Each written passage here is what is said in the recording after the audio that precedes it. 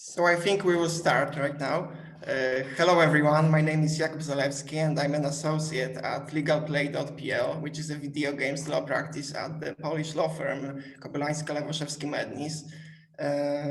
Intellectual Property Student Association of the University of Warsaw asked me to moderate today's event.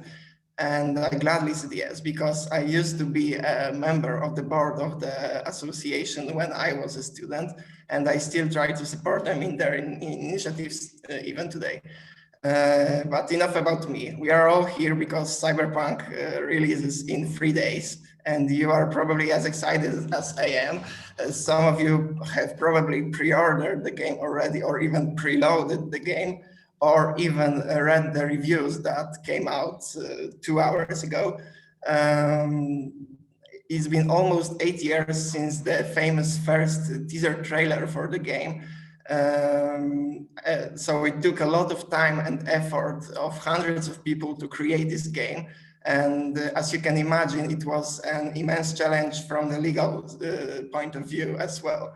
And this is what we will talk about with our guests from Queen Mary University of London and from CD PROJEKT RED. Before I introduce our guests, let me give thanks to Steve Terrett from British Law Centre. Without his support, IP Student Association wouldn't be able to have this event in such a scale.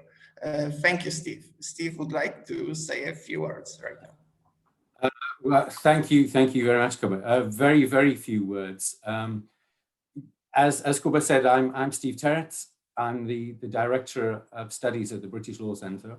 And I could speak for hours about the BLC and our courses, but don't worry, I won't, because I know why you're here, you know why you're here, and it's certainly not because you want to listen to me speak for ages about our course. So I know I'm standing in between you and the main event, and I will do a one-man Brexit and stand aside in just a second and allow you to enjoy the rest of the evening, which I'm sure is going to be great. But before I do, I'd just like to add my own very sincere thanks to our guests from Queen Mary University in London, CD PROJEKT RED, and a huge thank you to the Koło Naukowe, Własności Intelektualnej, which is a real mouthful for a Brit to say. It's been a real pleasure collaborating with you, and I hope it's the first of many times. So the final thanks is, of course, to you. I think we're at the stage now of COVID that many people are suffering from having spent so much time in front of their phones and laptops. I am convinced that I have developed a new medical condition called hyperzoomia, caused by excessive internet meetings.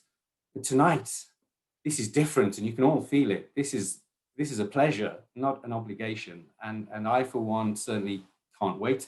So thanks for joining us. It's difficult to see who's in the audience because there are so many people there. But just in case, allow me to single out one person and say, Gaetano, thanks for joining us. And thanks to you all. Have an absolutely fantastic evening. I will go now. Bye.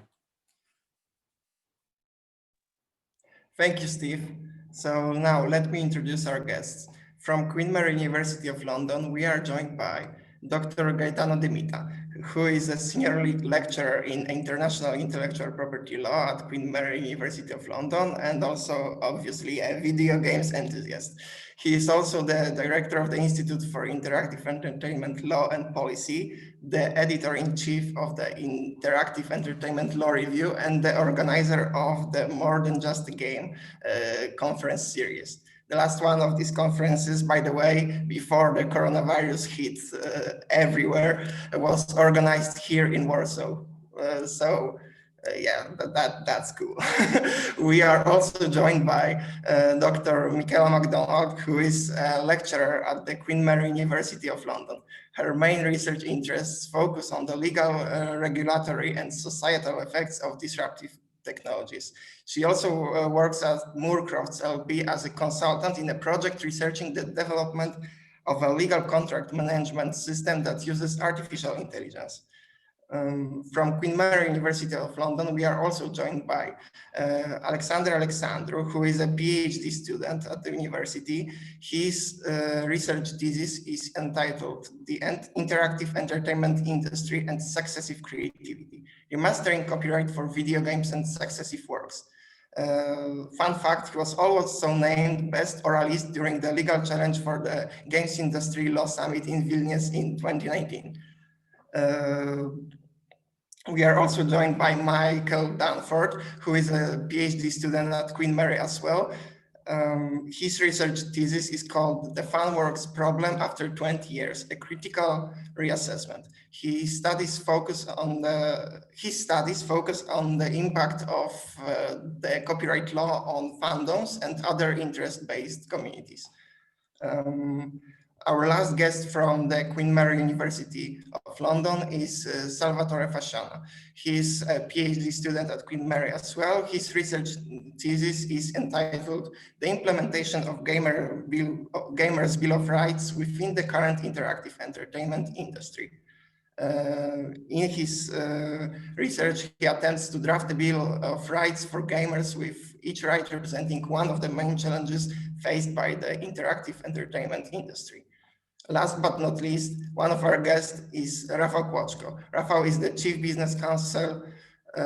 Counsel Business, IP and Privacy at CD PROJEKT RED. His job is to make sure that laws do not get in the way of the creativity for all the developers at CD PROJEKT RED. Hi guys. Yeah, and fun fact, Rafal was also head of our IP Student Association back in ancient times. Somewhere around the 1930s, I think. So before Alex, Michael, and Salvatore will start their presentation, both Kacper Monasterski of the IP Student Association and Gaetano Dimita from Queen Mary University of London would like to say a few words. So we'll start with Kacper. Kacper, go ahead. Okay. We are very honored that we have the opportunity to organize this event.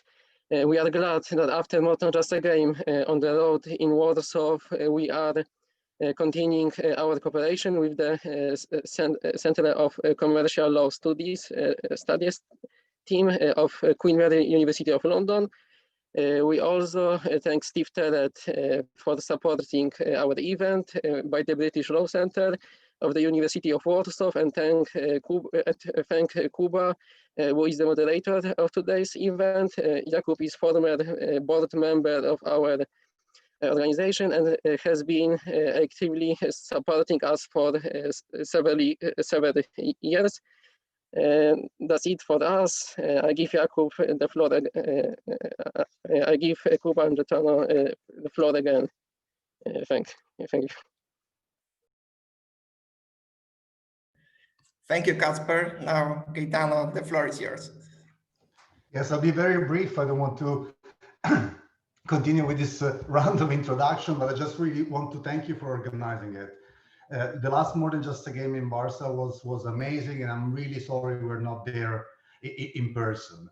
And I want just to say a couple of words on what we're doing. I mean, you can guess it. We are now, the Center of Commercial Law Studies is 40 years old this year, 2020. I mean, one of the reasons to celebrate 2020, otherwise it didn't go much well. But we have a mission of being always at the forefront of teaching and research. And we are doing it again now with interactive entertainment law. We have 3 courses: interactive entertainment law, interactive entertainment transaction, and this year we're launching esports law. What we want to do is actually underline the importance of this area of the law that has always been overlooked. Now, thanks to the increased success of video games, or the constant appearance on the news, and the fact that everyone plays them, and if they say they don't, they're probably lying. We have a chance to actually have serious research and teaching in the field. And we started with the course, we launched an international series of conferences, we launched a peer-reviewed journal, but what we wanted to do now, and this is why the Cyberpunk project started, we want to really showcase how amazingly complex, fascinating, and fun is to study and do research in this field. And I want to thank you, Rafal, because it's today, three days before launch.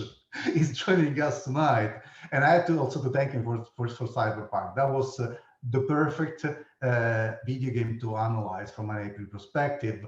And I'm really proud that now, however, I mean, Cyberpunk is going to be on the reading list of a lot of law courses. And I'm kind of happy about that. Pretty sure marketing doesn't care, but I'm personally happy that now is a legal analysis piece. So I'm not going to say anything more. Thank you very much for joining us. Thank you. So now let's begin the main course. As I have said before, the presentation on tonight's topic would be given by Alex, Michael, and Salvatore. After the presentation, they will be joined by Michaela, Gaetano, and Rafał during the Q&A session. If you have any questions, type them in the chat, and we will read them out loud and answer them. Probably due to the time constraints, we would not be able to answer all of them, but we will try our best. Alex, Michael, Salvatore, the floor is yours. Okay, thank you. And yep, here we go with the slides that we've got for you tonight. My name is Mike Dunford. With me are Alex and Salvo. And what we're going to be talking to you tonight about is what Gaetano said, basically. What we're going to try to do for you is use Cyberpunk 2077 as a platform to illustrate some of the legal challenges that we've got in this developing area of law going forward, and hopefully to give some of you an idea of where you can go in your own research, what you can do with this field going forward. And besides, I mean, you know, it's either we do this or we sit here looking at the next slide, waiting and waiting for the clock to actually tick over to December 10th. I've got that one going live on the screen next to me, but it's still not working out. Anyway, what we're going to be talking about today, as everybody knows, but just to refresh, is Cyberpunk 2077, which is a video game, obviously, that was developed by CDPR. It's based on the Cyberpunk 2020 game, which for those of you who aren't familiar is a good old school pen and paper role-playing franchise that was developed by our Telsorian Games way back in the day. Salvo is going to pick up next and talk about some of this general area of law and some of the issues that come up. Alex will then kind of go over some very specific issues that come up with video games, in particular involving things like the engine and the storyline. And then at the end, I've got a couple of oddball areas of law that we'll discuss. So with that, Salvo. Thank you, Mike.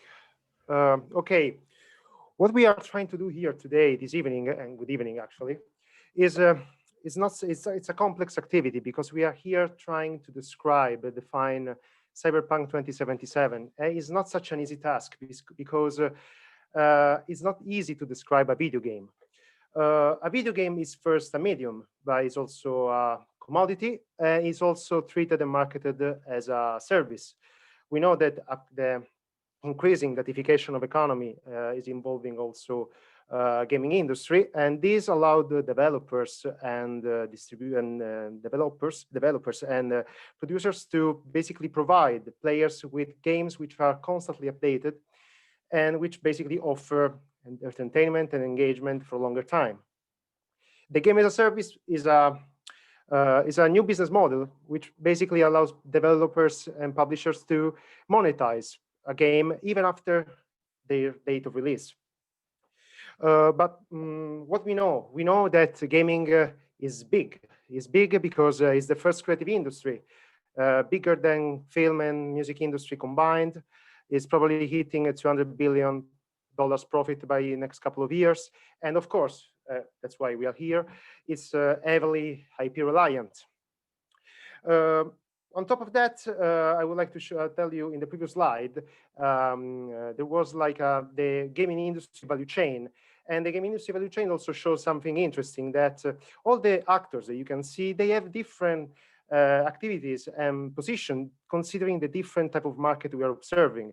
For instance, we know that publishers, they have a paramount position in current console and PC market. But for instance, in the mobile market, where the cost of publishing, distributing, and producing a video game are lower, distributors have the dominant position in some way. However, we can try to describe a video game from an intellectual property perspective. And in this sense, we can say that a video game is a complex work of authorship, which include several sets of intellectual property rights, mainly copyright, but also trademarks, trade secrets, patents, and registered design. Then, of course, some of them, they are perceivable, they are visible during the game experience, while others, they don't. At this point, it's possible to use intellectual property rights to provide you with a definition, maybe with a framework, using, I would like to use a multi-layered approach. Basically, the first layer of any video game is the code, is the engine, which basically, sorry for being very simple in this sense, but it's a sequence of numbers and letters. So for this reason, is treated as a literary work, and then is protected by copyright most of the time. Then we have a second layer, which is given by the bundle, the audiovisual bundle. It basically is what you can see in the game, the in-game art, sounds, graphics, sound, voice, characters, everything you can actually see and perceive in the game, also some patents sometimes. A third layer, which frame the video game more as a product in terms like in trade secrets and trademark. And the fourth layer that is not defining the video game per se itself, but it tries to open a new area, the area of the interaction between the game system, and players.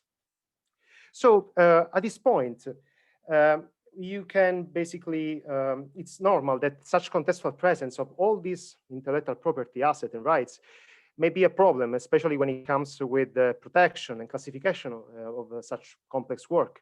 Because we all know that all these elements, they need to find, they are not protectable per se, so they need to find and meet, actually they need to meet classification and protection criteria in each jurisdiction where the game is available. And we all know that the strong international vocation of a video game, I can play with people from South Korea and Brazil, from Italy easily. So this gives us the idea of how hard it is in terms of copyright and protection and classification in terms of copyright. But on top of that, for instance, one of the biggest difference in terms of US and European system, for instance, is in terms of copyright law, is the fixation requirement, according to which in the US you are not eligible for copyright, at least your work is not fixed in a medium expression, thanks to which the work can be perceived and communicated. But of course, we all know that IP laws in general are strongly territorial, and they reflect population, culture, and instances. So even in Europe, there are some difference between jurisdiction and jurisdiction. But at the moment, I just propose the idea that a video game is a complex work of authorship, but maybe we can treat a video game as a single work of authorship. In this sense, a single work of authorship, I mean, generally speaking, the closest definition that may frame a video game as a single work of authorship is basically a sequence of images which are intended to be shown. But as we understand here, we are missing something important. We are missing the interactivity. Interactivity means the main reason why we are all here, continuous moment of tension and resolution which are solved by the players. And this is why we are playing video games, because we are interacting with the system. However, generally speaking, we can say that some jurisdictions like Argentina, Italy, Israel, they look at video game as a software because of the inevitable software implementation behind the video game. While other jurisdictions, they opt for a distributive approach by saying that you can protect a video game only if you protect the element which make the video game. In this sense, it's clear that the single elements which compose a video game, when they are put all together, they create something different. They create a different multimedia experience. I just said that all these games like Horizon Zero Dawn, Fortnite, The Witcher 3, I think this is Dark Souls first, yes, the first Dark Souls, they are software from a jurisdiction. Italy, I already said it. And actually, from a business point of view, they are software as well. And they are software which terms and conditions of use are included within a legal contract which is named End Users License Agreement, EULA for France, which I believe is the most unread contract in the history of mankind. We have very nice example of EULA. For instance, Apple was warning the user to not use their iTunes software in order to manufacture any nuclear or biological weapons. It's good, but Ubisoft was going very deep in asking that not use the software, Far Cry 3 in particular, against the morality of the law. That still I really struggle to understand. And but my favorite is Game Station, which basically you were granting them an option to claim your immortal soul, if you only believe that you had an immortal soul, of course. But jokes aside, an end user license agreement is nothing more than a legal contract, and it has many functions. One of the first functions, for instance, is manage and limit all the potential liabilities that publishers may encounter in the context of the game. Another one might be clarify and highlights compliance with some regulatory body, like, for instance, consumer protection law. But one, and this is one of the most important reason that you should bear in mind today, this evening, is that the end user license agreement ensures that the publisher has the right to protect its interests in the context of the game. In other words, without the end user license agreement, we wouldn't have any gaming market, because nobody would spend any penny in developing any game, because there would not be any legal instrument to protect their investment in terms of social, in terms of human and technological resources. But the function I would like to show this evening to you is that a video game, an end user license agreement establishes some rules that say what you can do and what you cannot do within a video game and with a video game software. Because guys, I want to make clear about this.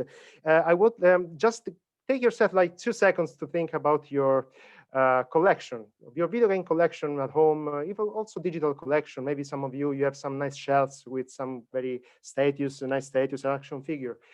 I have bad news, because you own nothing. You barely own the box where there is the CD or the Blu-ray, and of course you own the CD and the Blu-ray in terms of electronic medium, not of course in terms of the software included. Because when we play a video game, means that we agree to this end user license agreement, and it means that we will receive a limited, revocable, not sub-licensable, and non-exclusive license to use the platform and the game and the software. This means something important. First, I'm here to show you that in the context of video games and specific kind of video games, end users license agreement may have a double nature.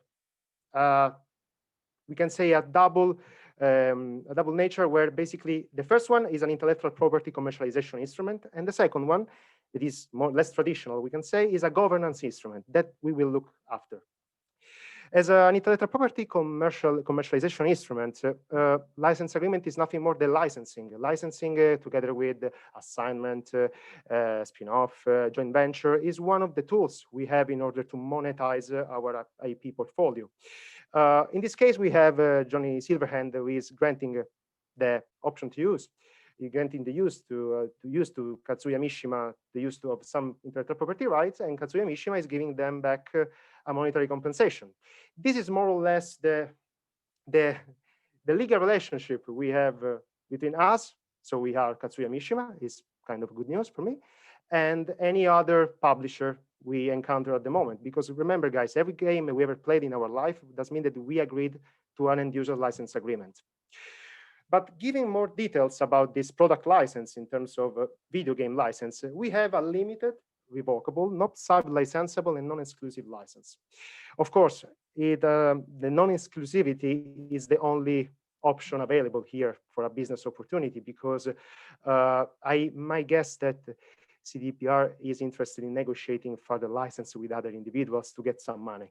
Of course, we don't have any sub-licensing rights here, means that the copy of the game. Once it's activated, it's ours. We cannot sub-licensing the license, and is limited and revocable. I would like to read it together because the use of the use of the software is limited.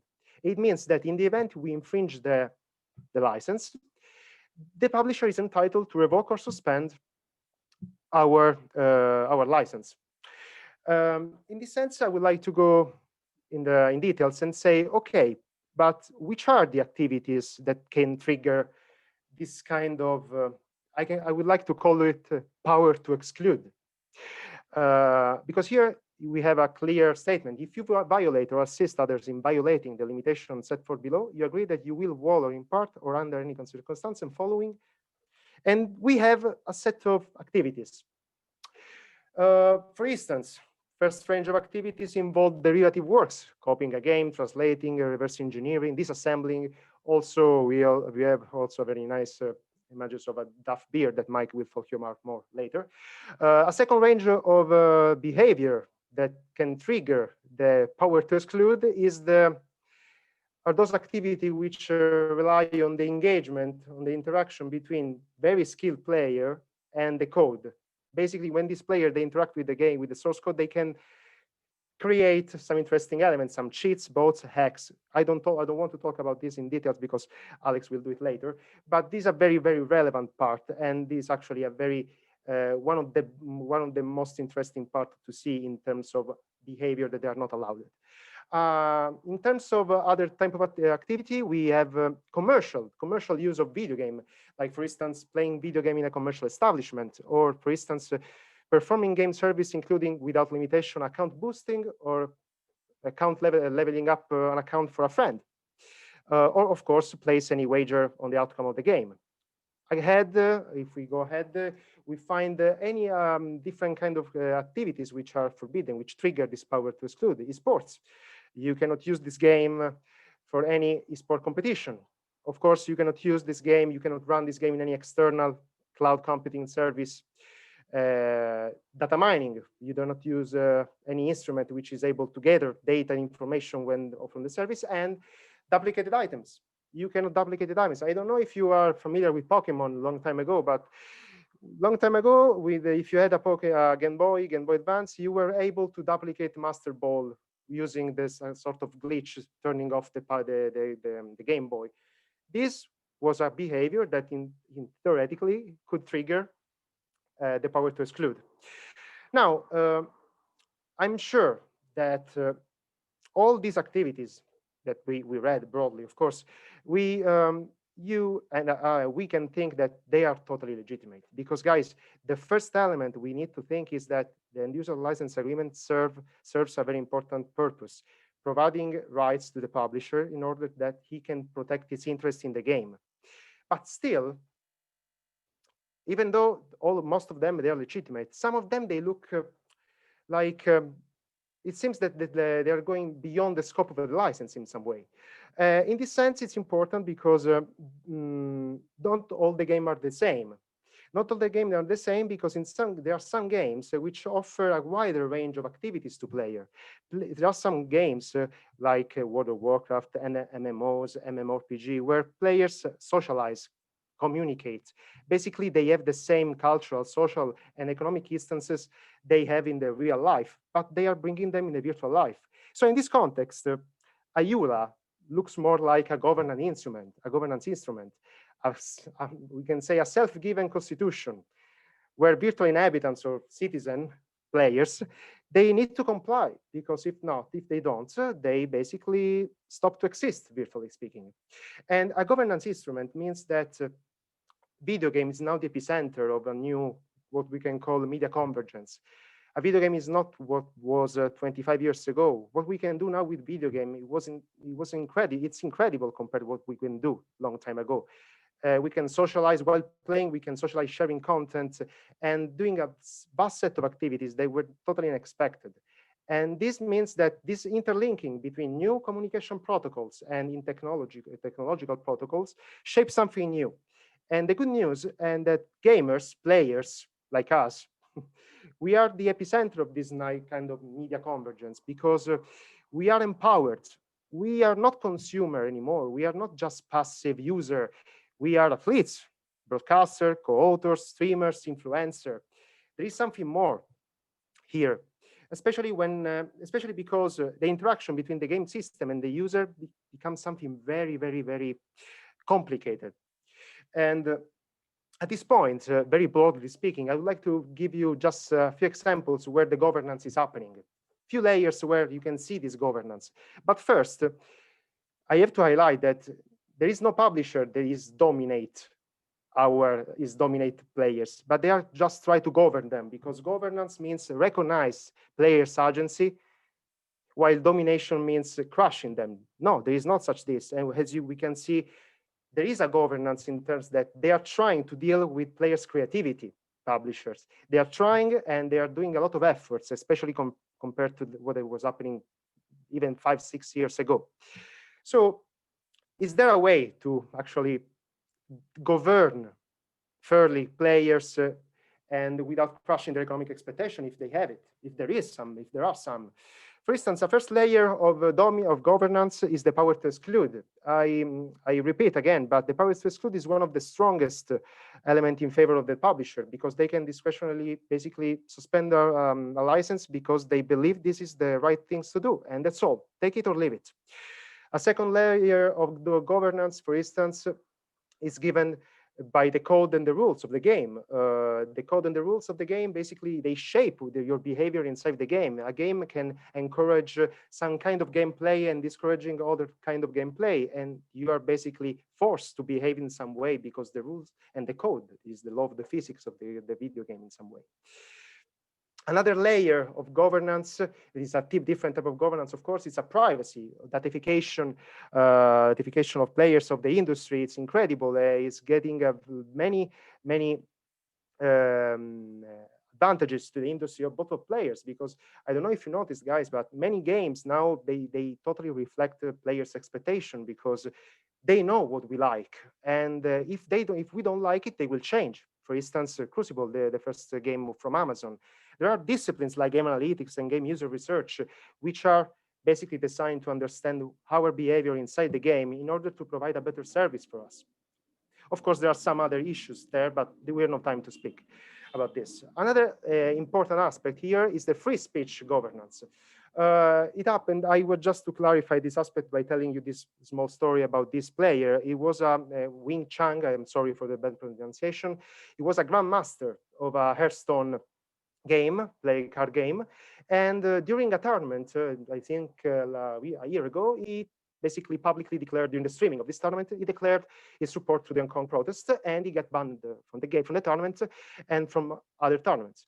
This is a type of chilling effect of free speech that is kind of dangerous in some way, but this is another kind of governance. Another, and the most important actually, because as you will see, Mike and Alex will talk about this, is the player's creativity.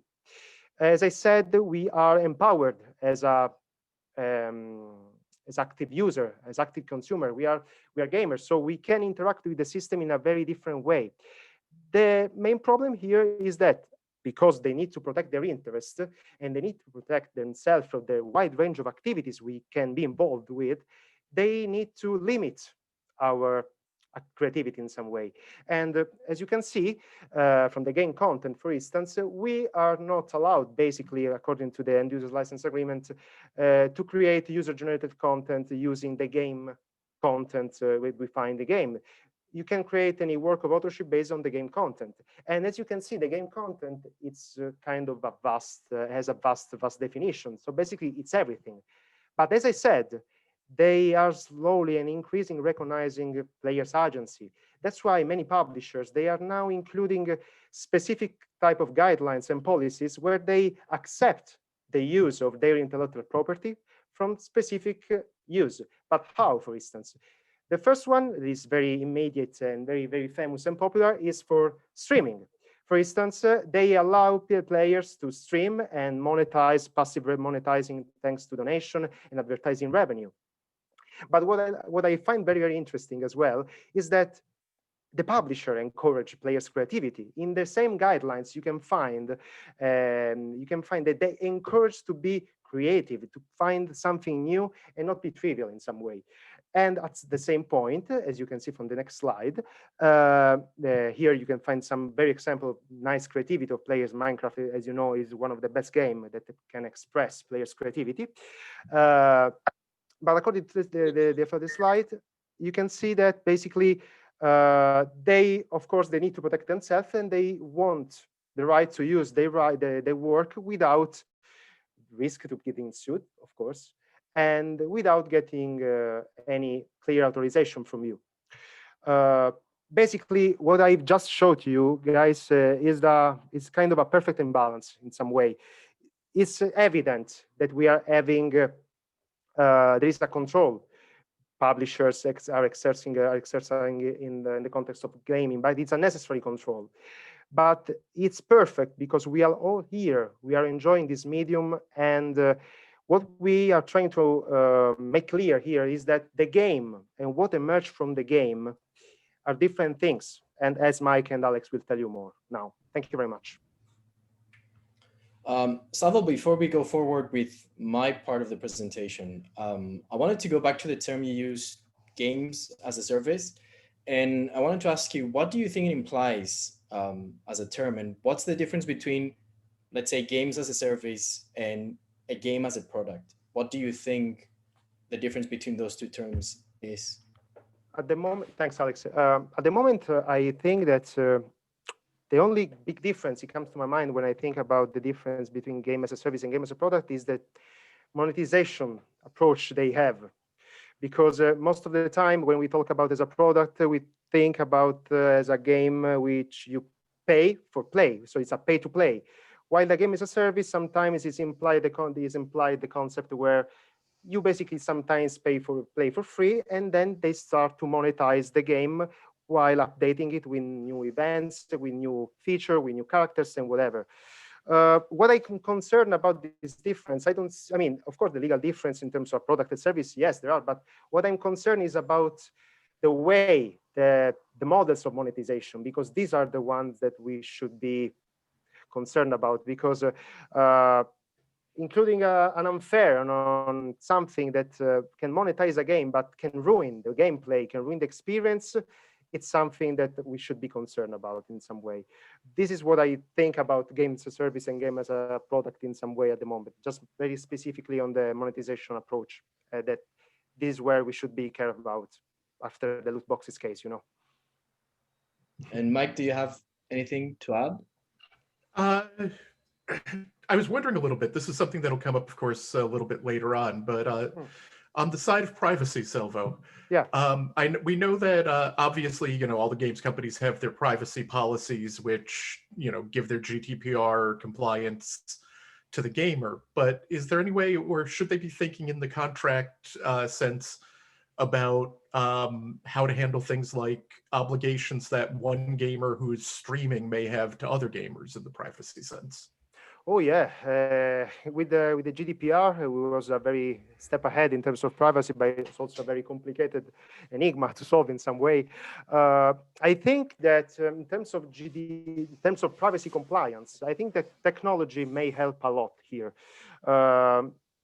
Taking aside, of course, the liabilities and responsibilities, we is entitled to respect the GDPR compliance. But for instance, one of the first risk I can think about is like the unexpected sharing of personal data when you, for instance, you stream, because while you are partying with somebody else, you maybe during the stream you can share their accounts, and you don't want to do it because they didn't give their consent to do this, and this is a clear infringement of GDPR. But in this case, technology can help, because many games they already implemented a sort of streaming mode. And the streaming mode will basically change automatically all the name and personal data, we can say, that they are displaying the screen. And of course, this doesn't take off any problem in terms of GDPR compliance. But technology might be very helpful, especially with privacy, with this kind of little tricks that can help actually, because you totally override the problem, because there is no personal data to share, because it's anonymized in some way. All right. Thank you, Salvo. Thanks, Alex. Now, the following section has two parts. In part one, I will break down video games into their two main video game components and explain what they are. That's the video game content and the game engine. And in part 2, I will be using Cyberpunk 2077 to explain the different ways in which these components can affect the life cycle of a video game, how the player community can use both to add further value to such a complex IP product with user-generated content. And I will conclude by sharing some thoughts on what that may mean for IP management. The video game content, or VGC for short, is an umbrella term that includes all the individual ingredients and audiovisual works that go into a video game. To put it simply, anything you see, hear, or read while playing a video game will generally fall under the VGC category. This includes things such as game and concept art, graphics, 3D models and environments, characters, music, and so on.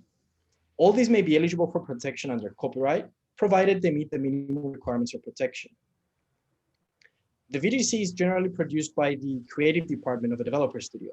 Think of graphical artists, designers, animators, musicians, writers, and so on.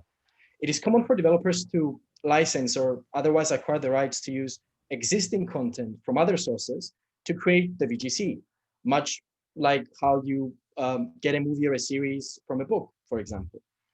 While this saves development time and gives the studio access to an established audience, it is equally common to create everything in-house and avoid paying things such as licensing fees or royalties to third parties. Cyberpunk 2077's thematic premise is based on our Talsorian Games role-playing pen and paper game, Cyberpunk 2020. CD PROJEKT RED acquired the rights from Talsorian to produce the video game content for their Cyberpunk project. This allowed CDPR to use the characters, settings, environments, stories, locations, and so on to create much of the content for Cyberpunk 2077 and expand the Cyberpunk universe in general. In that sense, Cyberpunk 2077 can be considered a licensed derivative of Cyberpunk 2020. Mike, I believe you have some further insight on IP in fictional universes and Cyberpunk. Yes, thanks, Alex, and thanks for letting me butt into your part of the presentation here. I just want to talk about the development of the story world a little bit, because I think it's an area, again, where we've got some IP questions that are a little bit free-floating.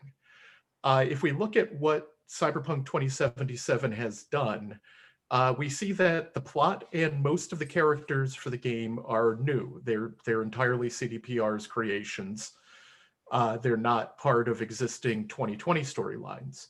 Johnny Silverhand and Alt Cunningham are characters that have come out of the pre-existing work, but even those have been kind of brought along some.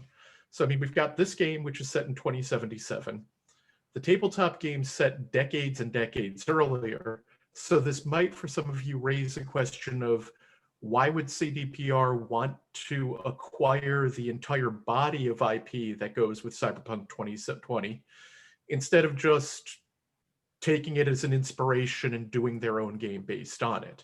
So the question that we have really is, what are they acquiring exactly? And what we're seeing is what they're acquiring really is all of this. The world of Cyberpunk 2020 is very much a detailed, rich, textured universe. It may have been described almost entirely in text, but converting something from text to a graphical format is a little bit easier sometimes than coming up with something from scratch. So they got the role-playing game, but the role-playing game is really only part of it. There was this whole series of other books, and you know, I think I got most of the covers of the various works that are part of the Cyberpunk universe canon on this slide, but I probably missed a couple along the way. And each of these works, as these next two pictures show, give them things that they can bring in that they can potentially just make relatively easy use of for things like later DLC, in the case of the various kinds of cyberware that you see on the screenshot to the left, or in the case of the gangs of Night City, you can see that the Voodoo Boys are already built in as a gang. There's something that could be developed fairly early. So they're acquiring this whole corpus of works that gives them access to this entire universe. But what does that mean in an intellectual property sense? I mean, they've acquired the characters and the plot, but they've also got the companies, the brands, which I'll come back to in more detail later, the locations, history, the items. So they've got this texture and this immersion, but how do you protect this in intellectual property terms? I've done a little bit of research on this, and in my own personal view, you almost really have to look at the intellectual property that you want to protect for something like this as being the universe itself. I mean, sure, you want to protect the storyline and the plot, but that's, you know, almost a small part of the whole. And we can already see that CDPR is making extensive use out of the rest of the universe. We've got a Trauma Team comic series that seems to be quite distant from the main storyline. We've got the anime that's coming out. There's all kinds of things that are coming down along the line. So this leads to the question, though, can you actually copyright a universe? Is a universe a creative work, or is it something that has to be protected by trademark or by a mix? In the US, I think you could probably argue that it's protectable, but along the lines of a fictional character. But that's, first of all, that's something I've only looked at under US law. And second, even there, the doctrine is not entirely necessarily clear. So I think this is another thing that people who are going to be working in this area should be thinking about as you go forward. Some of these questions can really come into play. So with that, Alex, thank you. Thank you, Mike. Now moving on to the more technical side of things like the game engine. The game engine is a very important component and a fundamental part of video game development. It is perhaps the most important creative software tool in a developer's arsenal. A video game engine is basically a software program specifically developed for video game production and is responsible for things such as physics simulation, graphics rendering, music and sound generation, based on video game content fed into it. They are very complex and expensive to develop and are also independently protectable programs. Game engines are used and maintained by the technical department of a developer studio, such as game AI and graphics programmers, as well as software and audio engineers. A developer can choose whether to create its own engine or license one from a third party. Many independent developers or smaller studios that do not have big budgets tend to license an engine as opposed to creating one from scratch. It is also worth mentioning that an engine can be used to create a multiplicity of video games based on different genres, art styles, and gameplay mechanics. CDPR developed its own game engine, the Red engine, during the development of their second video game entry to the Witcher franchise. They have been upgrading and adding to it ever since with high fidelity graphics, improvements to animation, physics simulation, and so on. The latest iteration of the engine, the Red Engine 4, has been specifically developed for Cyberpunk 2077. It apparently makes it easier for the studio to create the game with the first-person perspective and introduces various graphical upgrades that allow for the development of next-generation assets, graphics, and effects. In fact, every aspect of the Red Engine has reportedly been upgraded for this specific project. CDPR then, by heavily investing in developing, maintaining, and upgrading its in-house engine, has developed a powerful software creation tool that is customizable and upgradable according to their needs. This allows for increased creative freedom and flexibility when they work on their projects. Most importantly, however, CD PROJEKT RED does not have to license or pay royalties to any third parties, relying on them for using their tools. So developing an in-house video game engine can be a long-term investment for a studio, as it can produce multiple video games with it, with the only thing having to be changed and produced separately being the video game content. Remember, as I mentioned earlier, the Red Engine was originally developed for The Witcher 2. It was also used for the highly successful Witcher 3 and is now being used for Cyberpunk 2077. So it is important for a studio to be able to protect their creative software as much as it is important to protect their video games.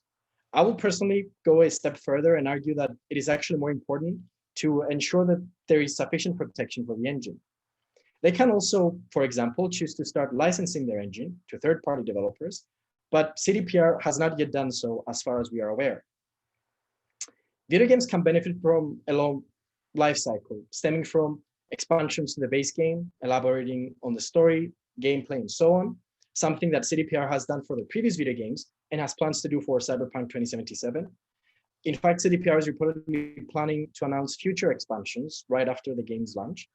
There also may be subsequent entries to the franchise, such as Cyberpunk 2078, or since the game is set in a first-person perspective, that is, you view the world through the main character's point of view, CDPR may develop a mode or a spin-off version of the game for virtual reality, please.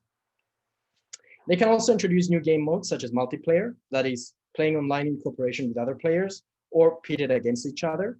Again, something that CDPR is reportedly planning to release at some point after the launch of the video game. And this is actually a very important mode as it can contribute to the longevity of the franchise and allow the developer to explore additional monetization options in the future. And finally, the video game content can be used as the basis to produce additional works, such as movies, animated series, comic books, and so on. In fact, an original Netflix animated series called Cyberpunk Edge Runners is already in the works, even though the video game is yet to be released. Finally, if humankind somehow makes it and still around in actual 2077, CDPR may choose to remake or remaster Cyberpunk with the technology available at the time. Now, this is looking far ahead into the future, but we saw this happen with many video games and video game franchises recently to a varying success. So this may very well be a possibility for a developer or CDPR of the future. It will therefore not be surprising to tell you that a range of spin-offs, both in terms of audiovisual and literary works, will be appearing after the game's release. One last thing I'd like to mention is that Geralt of Rivia, the protagonist of the Witcher series, has made an appearance in 2 other video games from 2 different developers, Capcom and Bandai Namco. Now, remember, at the start of the presentation, we pointed out that individual video game components can be eligible for copyright protection, provided they meet the minimum requirements. Without getting into too much detail, and if you're interested, Mike has published an article on this, this also applies to eligible video game characters.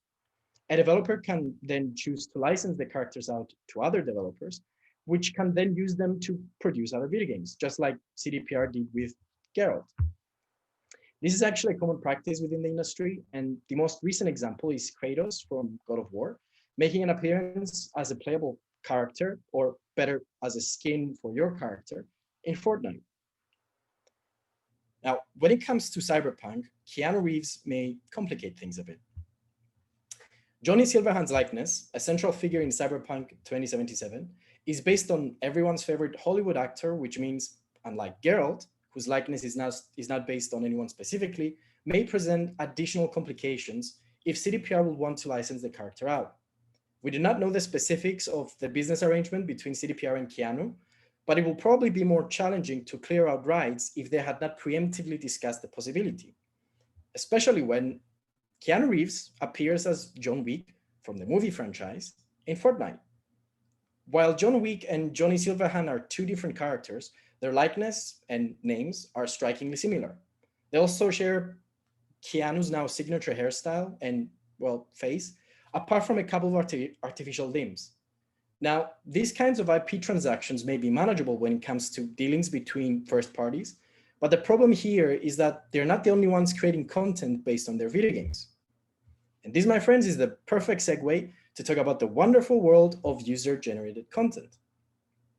Now, both the video game content and the game engine can be used by third parties or players for the creation of additional works, often referred to as user-generated content or UGC. There are many different types of UGC, and I will be focusing on video game modifications and machinima.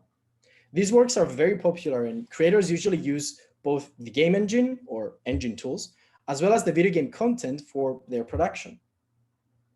Now, because we are around 4,000 minutes away from Cyberpunk's official release, and I'm not counting, you're counting, and the community did not have any access to the video game content or the game engine to start creating these sort of works, I will offer examples based on CDPR's previous video games and existing works, and try to predict what to expect from the Cyberpunk community. I will also discuss some of the legal implications and legal questions these works may give rise to. Because we do not have much time, I cannot go into detail on modifications, but here's what you need to know.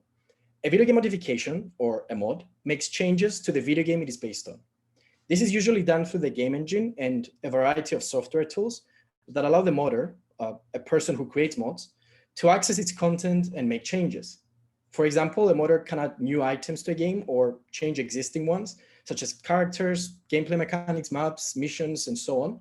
Or they can fix problems, or perceived problems for that matter, the game may have after its release. Mods are invasive in nature and can, in most cases, only exist within the video game they're based on, with some exceptions.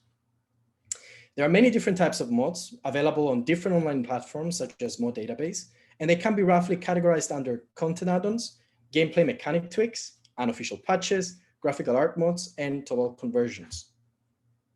For example, The Witcher 3 has thousands of mods freely available online, ranging from simple add-ons, such as, I don't know, new stylish clothes for Yennefer, a character in the game, because some people care that much, to graphical art mods, such as the CD project, that increases the graphical quality of thousands of in-game assets, characters, and effects, a sort of a community remaster of the game. I mean, look at that sheep. It's an age deep now. Sorry. Now, modifications are not necessarily vetted by developer prior to their release, and in some cases, it is very hard to control their creation, distribution, and installation by users. Now, there are many benefits to modding, including making the game more enjoyable for players. If a mod is popular and successful, the game can also benefit from it, as you will need to buy the game in order to play the mod. They fix things that developers may have missed or didn't have enough time to address prior to the game's release. They can also prolong the life cycle of a video game. A good and obvious example of this is Skyrim, originally released back in 2011, which feels about, I don't know, 100 years ago, that still has an active modding community and hundreds of mods developed for it each week. Some of these mods have over 23 million unique downloads. However, it's not all fun and games. Mods can be controversial as they do interfere with the final work and alter the way in which the developer intended for it to be played and experienced by the player. On top of that, they can also cause some legal drama. Going back to our friend Geralt from CD PROJEKT RED's The Witcher franchise. Now, while Geralt officially appeared in 2 other video games, he was also unofficially modded in 2 others, such as Skyrim. In simple terms, a modder extracted Geralt's model from The Witcher 3 and adapted it to Skyrim's game engine. So if you download that mod, you can play as Geralt, but in Skyrim. Now, before I talk about the next set of issues, I want to quickly mention that, and as many of you already know, there's a Netflix series adaptation of The Witcher starring Henry Cavill. What you may not know is that the series is an adaptation of the book franchise and not the video game franchise. What you should know is that there was a legal dispute between CDPR and the original Witcher author over the adaptation of the video game, which has now been amicably resolved. Now, with that out of the way, here is Geralt from the video game franchise. Here is Geralt from the Netflix adaptation. And here is Geralt from the Netflix adaptation modded into the Witcher video game. Cool, right? So if you want a judgy version of Henry Cavill questioning your life choices and generally wondering what's up with you while you play The Witcher 3, well, I'm happy to let you know that you can do that with a mod. Now, the problem is that Keanu Reeves was hired to play Johnny Silverhand in Cyberpunk 2077. Henry Cavill, on the other hand, was not. Yet there he is, in his boxers, with a towel and some abs. So with mods, we can enter some very murky legal waters, and in some cases may rekindle old disputes. This can go also the other way around. What if someone extracts Johnny's 3D character model from Cyberpunk and creates a mod for other video games without Keanu's consent? Or still, what if someone creates a sexually explicit version of Silverhand's model, distributes it, and that results in the creation of questionable content? I, for one, after watching the John Wick franchise, would not want to anger Keanu under any circumstance. Something similar happened before with actor Elliot Page, who appeared in the video game Beyond Two Souls. So this is not a far-fetched scenario. And before I continue, in a sort of ironic turn of events, CDPR posted this apology on Facebook literally a couple of hours ago to Mr. Ugono, apologies for the pronunciation, a mixed martial artist whose likeness appears to have been used, evidently without permission, for one of the in-game characters and lore book advertisements. This goes to show that it's very hard to make sure that every type of video game content that goes in such a massive undertaking is probably cleared out of any potential IP or publicity rights claims, even if we are about 3,834 minutes away from the game's release. Now, moving on to Machinima. I want you to watch this short video first.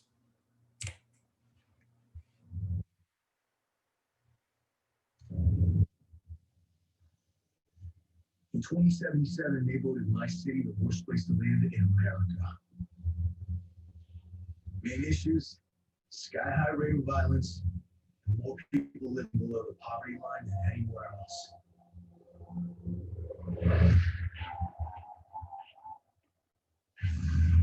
Can't deny it, it's all true. Everybody's wants to live here. The city's always got a promise for you. Might be a lie, an illusion. But it's there, just around the corner. And it keeps you going.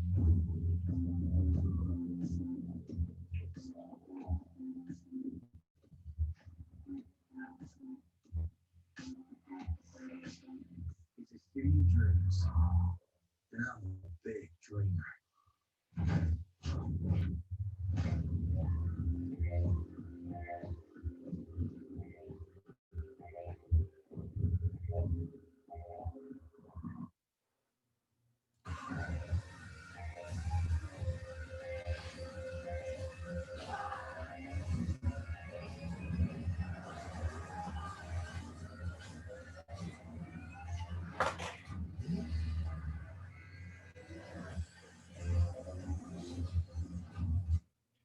I don't know about you, but every time I listen to that music track, I get so pumped and want to get up and stay in my room.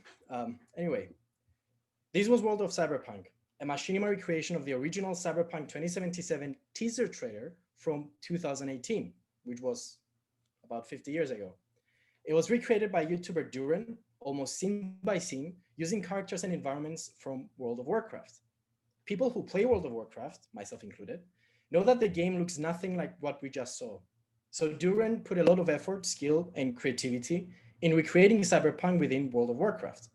So during machinima production, video game characters are repurposed as actors, in-game items and objects as props, and the game's virtual environment as a stage or a movie set for the creator to manipulate, compose, and direct in line with her creative vision.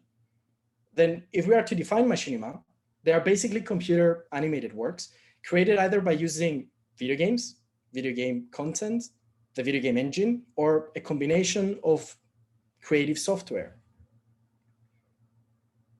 Many developers welcome the practice of machinima and mod production and encourage their creation. Their legal nature, however, may be a bit controversial. I prefer leaving this up for discussion, but before we do that, I would like to raise some questions. Who owns a machinima? Who should own a machinima? And when can I play World of Cyberpunk? The last thing I would like to mention is that player creativity has been widely embraced by developers over the last few years, including CD PR. This has reached a point where developers actively encourage and support the production of UGC because they recognize the value these creators and their works add to their video games. A recent example of this is the announcement of a photo mode that will be included in Cyberpunk 2077.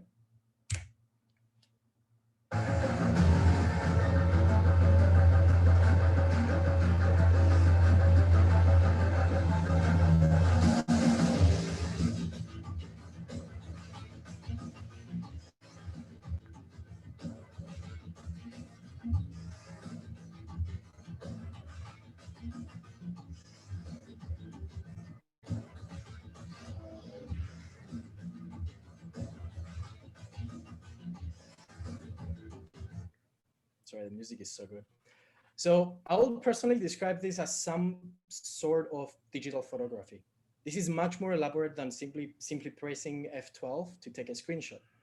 To use some legalese, players will actually devote time, skill, and effort in capturing and editing a photo from Cyberpunk 2077 to the point where it may very well qualify as the player's own intellectual creation. And I believe you can imagine why this may also prove to be a contentious topic. And I think this is a perfect time to move on to Mike's presentation, which is also touching on similar issues.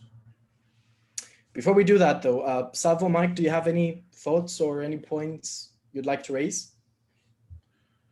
Well, one thing that I was wondering was, and this kind of ties Salvo's presentation, I think, together with this, We know CDPR generally has one of the more user-generated content-friendly sets of terms and conditions, but you were using language through there that was suggesting, that you see the user is contributing significant creativity and possibly generating or creating protectable works. So to what extent do you think that those clauses are actually necessary? Do gamers need to have them to be able to create?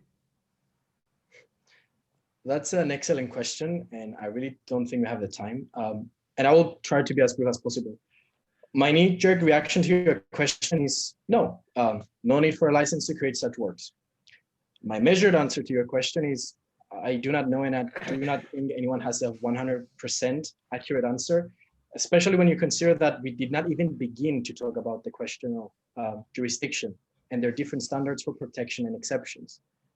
But one last thing I'd like to mention is the idea of tolerated use. These sort of works survive on the generosity of the rights holder.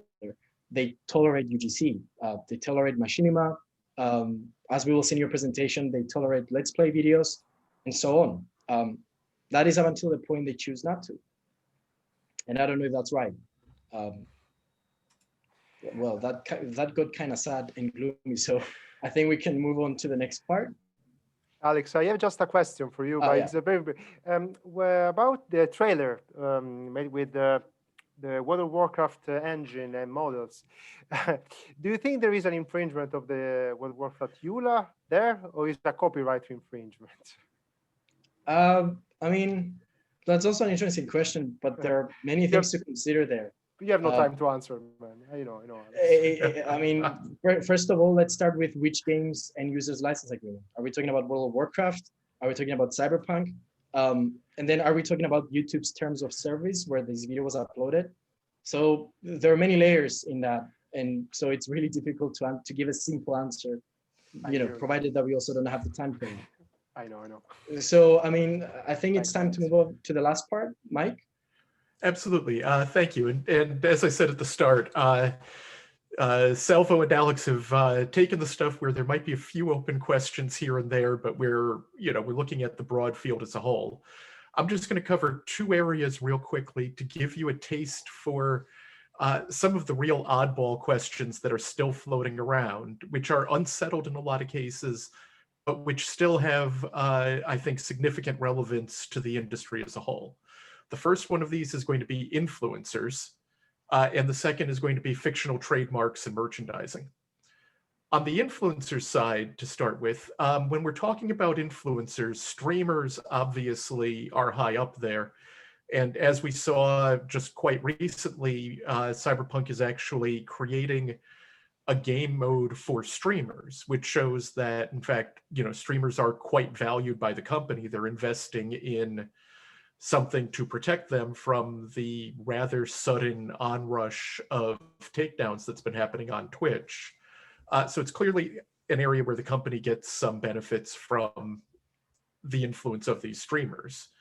YouTubers, both in the Let's Play context, and as I'll get to in a couple of minutes, kind of the lore and background and other contexts, are also quite good for jamming up hype and gaining interest. But beyond those, we also have cosplayers, I noted down here, with their Instagram accounts and their TikToks.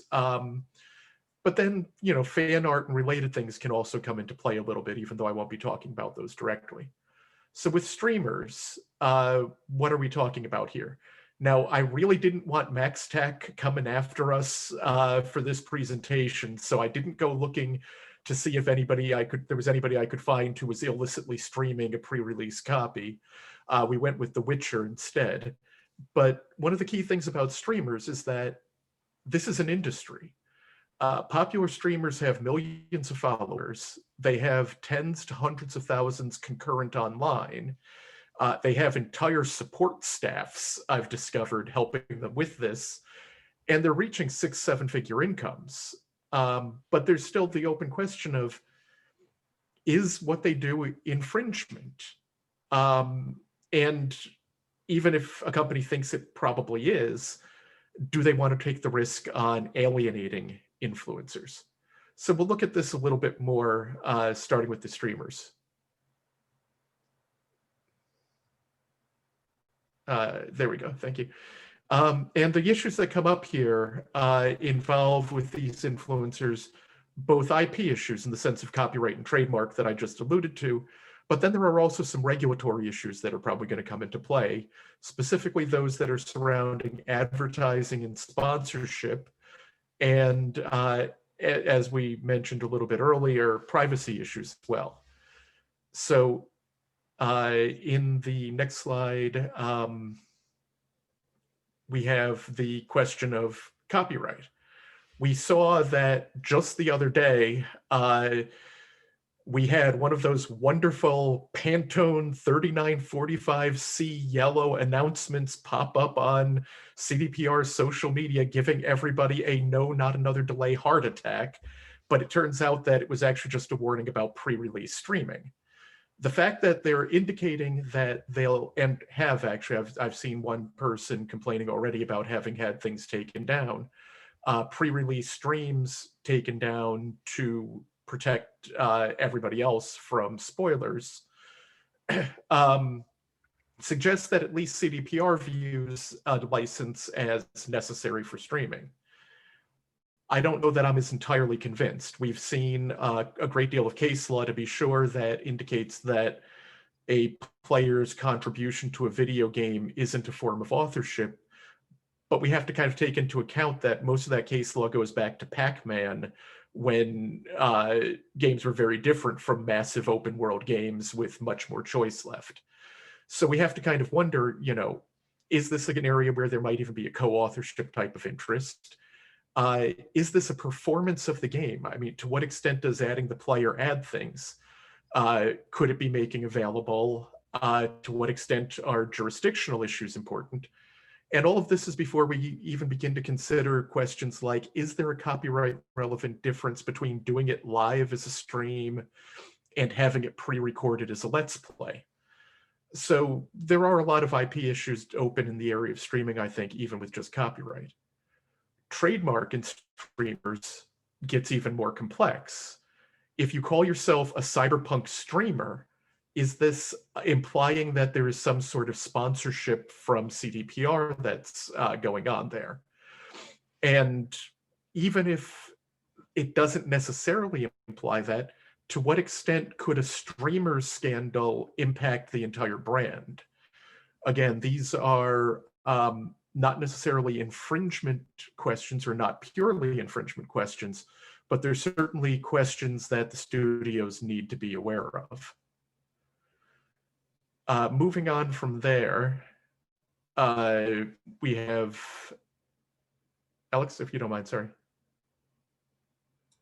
Moving on from there to the next slide, though, with the streamers, we have the other issues that pop up with these influencers. Privacy, as we've mentioned, is one of them. In the multiplayer issue, in the streaming context, who has what obligations under the GDPR?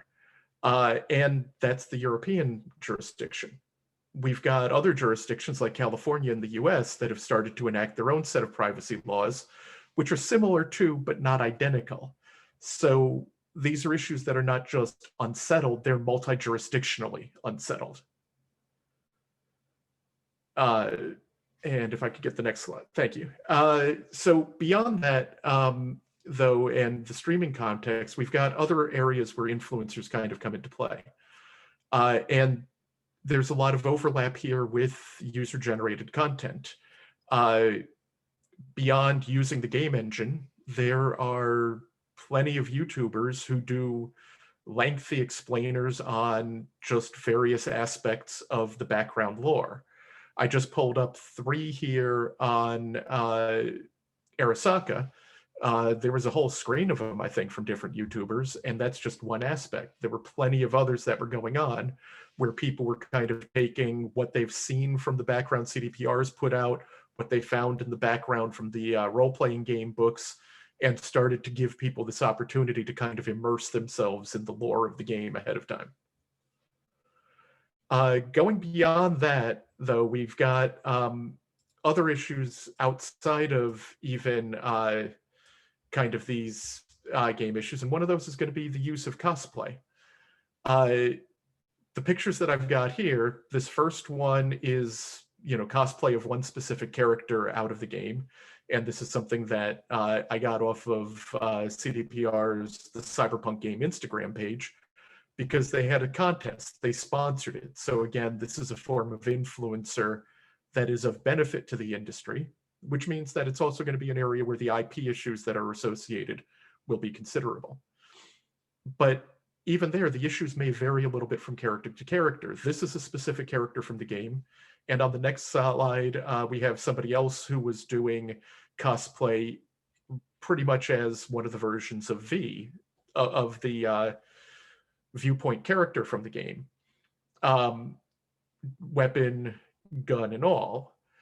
But the one that follows this, we've got cosplay that's more, it's less the exact character, and it's more kind of just a general look and feel for the cyberpunk universe. Are the issues going to be the same if you're duplicating a look and a feel that goes into the game as they are if you're duplicating a precise character? And then you've also got use of cosplay in another context, and that's going to be where we have this person who was dressed up as a trauma team soldier. This is back to directly out of the game, but it's not a specific character. It's really both an NPC, but more importantly, an NPC who is part of a brand that's in the game. And this brings me from talking about influencers to talking about the second kind of offbeat area that I'd like to discuss today, which is fictional trademarks like Trauma Team. And how do you protect, in particular, a fictional mark? So I'm going to step back from Cyberpunk for a minute and let's talk about what beer does Homer Simpson drink? I mean, we all know it's Duff beer. It's a product. You know that it's a product. I know that it's a product, but you can't buy the product. So can Duff beer actually be a trademark when it's being used on beer? People have tried this all over the world. And in some cases, including Austria and I believe Germany, the EU IPO said basically, hey, 20th Century hasn't registered a trademark in Duff for beer, it's open. So they've had some more difficulty getting things off the market there. In other places like Australia, they've proceeded not on trademark, but on unfair competition and passing off causes of action. And in still other places, they've succeeded on trademark. So there's really no uniformity. And to be honest, in part, the reason these results aren't consistent is because it's not really, it's hard to say that this is a legitimate trademark, right? I mean, what is the product that Duff beer is indicating? It's certainly not an actual beer. So, that takes us to the next question, which is, of course, if it's not a trademark for beer, is it a trademark for beer merchandise? Duff beer is, in the Simpsons universe, notorious for being just overly commercialized. So naturally, everybody's overly commercialized the fake trademark, and you can get a Duff beer t-shirt, Duff beer red solo cups, and my personal favorite is the one in the middle, which is the Andy Warhol-inspired Duff beer thing. And we could probably do a 2-hour talk on parody and trademark parody and how does that affect fictional trademark parodies. But we definitely don't have the time for that right now. So I think what we're going to do is just instead, we're going to go ahead and look at what the bottom line issues are with this area and with these fictional trademarks. And that comes down to protection is messy. We've seen that in the Duff beer cases. And in part, you might be able to protect some of the trademarks with copyright. Certainly, copyright protection for trademarks has gotten more generous. But as we'll see in a minute, some trademarks are going to be simple shapes. Copyright may not be available. And then you're also going to have, for trademark side of things, issues with the trademark spectrum. As I'm sure you know, we've got, when we talk about protectability in trademarks, that whole arbitrary is good, suggestive and descriptive, like, a video game about a cyberpunk universe that's called Cyberpunk. get a little bit harder to protect in the trademark sense. But the issue there is that if you're going to come up with an in-game trademark, you're going to be using these to maintain the look and the feel of your game. So the descriptive and the suggestive marks that are bad from a trademark perspective actually become good in a sense from an in-game thing. You know that if a company is called Petrochem, you know in-game about what they're going to do. So that's an issue that kind of comes into play. Now, is it an issue that comes into play for Cyberpunk 2077?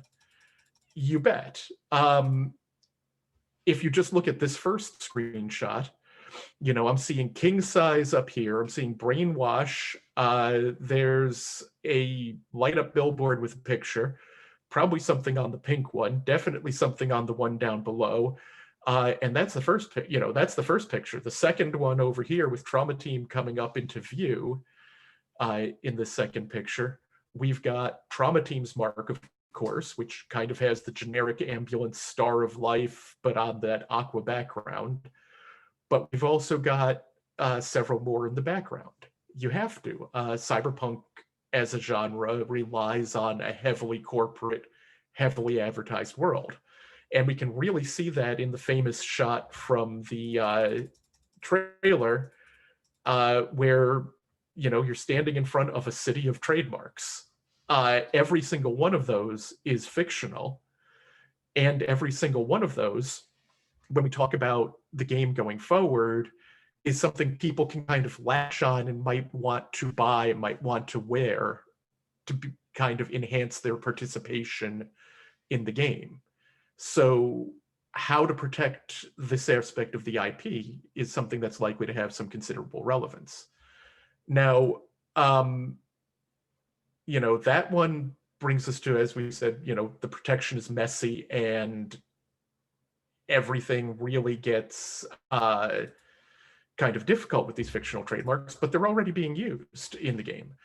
There's Arasaka merchandise, and I have a legitimate Arasaka travel mug, but I've also been drinking from this one, and I won't disclose the source, but I picked this up in part to, you know, because it occurs to me that that little kind of 3 lollipop tree part of the Arasaka trademark might not be protectable by copyright. It's simple geometric shapes. The US Copyright Office might have an issue with it. So to what extent can CDPR actually keep the people on Teespring or Etsy from taking advantage of them in this sense? Miltech is another example of this. The M logo, if they haven't changed it from the original Cyberpunk lore, is very much geometric shapes. It may be recognizable to hardcore fans, but not otherwise protectable. And then we have Trauma Team, again, which is, I keep coming back to because I was an EMT way back in the day. Trauma Team's always been my favorite aspect of the Cyberpunk lore. But again, here we've got something that's ripe for cosplay, but potentially not strong in the trademark sense. It's also already being used in licensed works. So, you know, it's coming up there. I mean, you've got t-shirts and, you know, I'd love the $350 sculpture, but there's no way I'm going to buy the $350 sculpture, but it's just awesome use of the in-game brand. So as I said, we have all of these issues that are very much unsettled with fictional trademarks. The merch is out there, but how, to what extent are the licenses necessary to make this merch? In practice, people go for it and people don't really want the lawsuits, but how is, the doctrinal alignment is not necessarily quite as good. And this brings us to actually the most complicated issue. When does a fictional trademark cross the line and become a real one? Samurai is the best example of this I've ever seen. Is Samurai a fictional mark at this point, or is it a real trademark? I mean, it's Johnny Silverhand's old band. They're totally a made-up band, except that they're on Spotify. They're on YouTube. They've got an EP out. Chipping In is an awesome track, and no, I'm not listening to it before bed, getting myself amped up for the game at all. So again, we've got these things going. They're appearing on merchandise all over the place. But to what extent is this an actual trademark that can be protected as such? Now, fortunately, the logo for Samurai is much more distinctive than the simple geometric shapes, and there will be better copyright protection here. But I think the point remains. So that's where we're at on fictional trademarks. The entire area is just very much, I think, open for discussion, I guess is the best way to put it. There's a lot going on with that. And that kind of brings us to, I think we're heading toward our final discussion point, aren't we? Yeah, I just want to be really brief because I know we don't have much time. I just want to go back to the influencers and specifically YouTubers, background YouTubers. There are many content creators that produce video essays or lore explanation videos for video games, and of course other works that have, for example, obfuscated narratives, meaning that these games do not necessarily explain the story to the player, but rather encourage them to figure it out for themselves. An obvious example of this is Dark Souls, of course, where there's not much of a narrative exposition and the player has to piece everything together to understand the story. Now, these YouTubers provide an explanation or their own interpretation of the game's narrative, or explain the ending if it's too abstract and so on. So my question is, would you consider that to be a critical review of the video game or of its story, or would you consider it to be a new work in itself and by extension a derivative of the video game? Now we're going into these definitional questions that keep getting harder and harder. I mean, what jurisdiction are we in? How do you define critical? What is commentary? All of these questions are areas where courts kind of take their best guess, right? So, I mean, I think there's probably 3 LLM thesis topics in just that one question. I tend to view those as being commentary and criticism, and I tend to view them as being good fodder for fair use and fair dealing. But I think there's a lot of questions that are out there on that one. And hopefully maybe some of the people who are in the audience will, head over to Queen Mary for an LLM or something and take a look at some of these.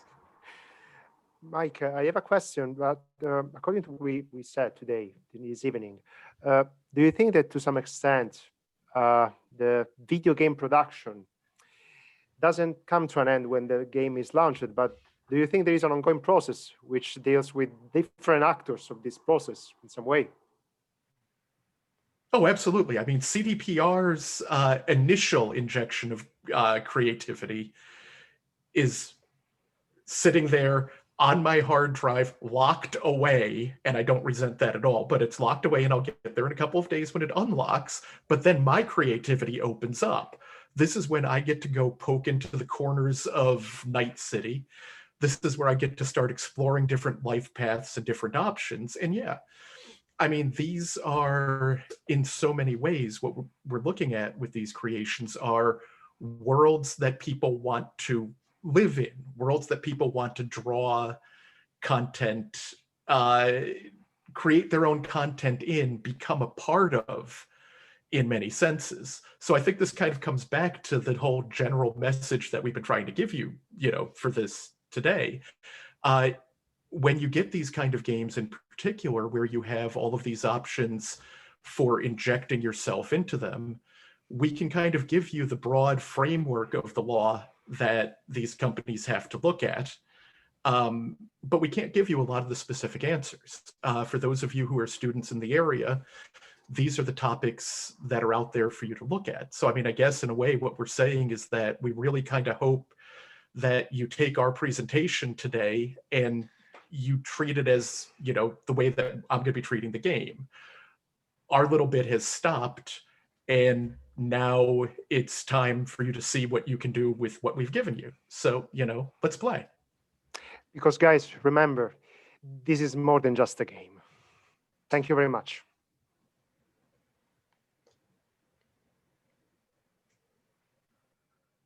Thank you very much, guys. It's been impressive. Kudos to you. I'm astonished by the depth of your presentation. So now let's start the Q&A session. And I think it's got to be a short one because we don't want to stretch the time of the event. So if you have any questions, feel free to ask them, or if you want to elaborate, thank you, Michaela and Gaetano, for answering the questions in the chat. And if you want to elaborate on any of the topics, feel free.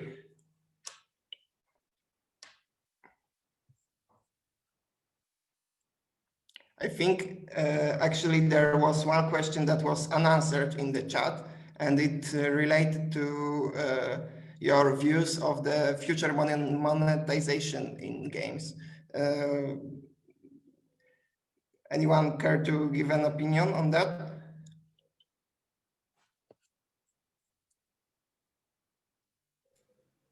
Salvo, that sounded like kind of one of more your area for the future of monetization there. I mean, we can start our loot box rant, but I think hopefully loot boxes are the past, right? Yeah, loot boxes were an issue. Of course, we don't have to hide it. Of course, they were an issue, but it seems that the gaming industry is taking some distances from this kind of aggressive monetization. We can call it aggressive monetization approach. We can call it. I mean, what I believe is that, I mean, loot boxes were an issue just because of the way they were in some way showed, and actually there was actually a very witch hunting in some way. Like a long time ago, it was happening with the violence in video game. I think, as I said, it was an issue, but the social alarm around the loot boxes was not very specific. I mean, for me, it was just a bad game design element, and you should just change the game design. The problem is that sometimes in the specific kind and corner of the industry, specific kind of game design elements, they are necessary because most of the time we are talking about a free-to-play games. So they need in some way to encourage some kind of behavior, because if not, there is not an economic income. But in terms of players' creativity and the monetization, I mean, of course, I do believe that I mean, I have a dream. My dream is that in some way publishers and players, they can one day in some way collaborate, and without preventing players to get some recognition, not only economic, but also social recognition, cultural recognition. But I think that the loot boxes was just a mistake in some way for many views, and I think we dealt with it a lot, and I don't think we are going to see so many loot boxes in the future in many games. But the way was the problem was the way they were implemented in the game. This was my opinion in terms of this. I have a question for Rafal, if he's still here, and it basically relates to the I'm here. Perfect. It relates back to the virtual reality question, and I'm not going to ask you whether there's a virtual reality version in the works. That's not what I'm going to do. What I'm going to ask you, though, is there is the possibility of creating a mod to mod the game to make it playable in virtual reality. Would you consider that as any other mod, or would you place it in a special category? Because of the potential that there is there, or there will be no difference in treatment with, I don't know, a content add-on, let's say, or any other kind of mod. So first of all, if anyone joined later, hello, my name is Rafal. I'm from CD PROJEKT. We make video games. So responding to your question, I'd say, as usually in these, maybe I'll start a bit with the rational. We haven't had a case like this in the past. However, we see that the way how gamers want to exploit, and I mean exploit not in a negative sense, but in an objective sense, IPs, is very, very vast. And sometimes the consequences are very unexpected. And I would say, in general, if we talk about policy of our company, we attempt to protect and support modders whenever it's possible. However, the big problem that we observe with modding in general is that once you say it's okay to use your content, then it spreads and you have no control over it. And as it has been mentioned during the presentation, we, for example, have set certain images of people who, you know, gave their appearances to be used in the game. And it's not only about celebrities, it's also sometimes about CDPR employees or streamers or any other people who later on can be used in a different context. And so, and now jumping into VR, can our game, can it be easily used in the VR section? I don't think so. However, I'm not an expert in this area. Would our response be different? It's hard to tell, because if, as you can observe, our current approach to modders is that in case you want to do something within our environment, then, or outside of the environment, like with Machinima, then we don't have a problem with it. In case you want to use something in a different game, we usually ask people to ask us for their consent. And the main reason why we do it is that it doesn't become a totally separate product as such, because we try to, you know, maintain the dichotomy between, if something is a separate product that is commercial with a commercial aim, we have a problem with it. If it's not commercial, then we don't have a problem with it. So I would say if somebody would like to recreate the whole game, a part of the game in a VR thing, in a bit the way how the modders go, I would say it, in my initial idea, because I didn't think about this before the today's presentation. I would say this is something going a bit further than just creating a simple mod. Because, as I said, it is not only about recreating something as an addition to the game, or as a let's say like a small addition to something. But if you create something that's a separate product, this could have a much higher impact on how it would be perceived. I hope I answered your question. It's but as I said, it's not a very, very easy matter.